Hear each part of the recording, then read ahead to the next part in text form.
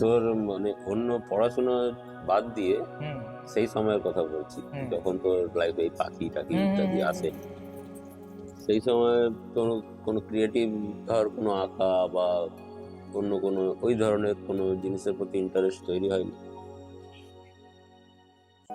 ছিল। আচ্ছা।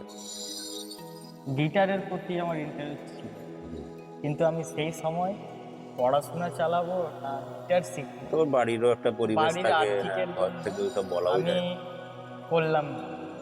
এখনো পর্যন্ত আমার গিটার পড়ে আছে বাড়ি, হ্যাঁ, তো ওটা তো শেখা যেতেই পারে, ওর তো কোনো বয়স হয় না, কিন্তু হয়তো সেই শিখবিও। সময় সেই পজিশনটা আলাদা ছিল, তখনকার সময় একটা আলাদা ছিল, করতে পারিনি। তারপর থেকে ওই প্রতিভাটাকে আমি সাইডেই রেখে দিয়েছি, যে না যখন হ্যাঁ, আর এখনো অনেক হয়নি টাইম, তখন। এখনো অনেক টাইম আছে। হ্যাঁ ইন ফিউচার একটু লাইফে হ্যাঁ সেটেল হয়ে যাওয়ার পর ওটা করা যেতে পারে, কি করা বল? যেতে পারে।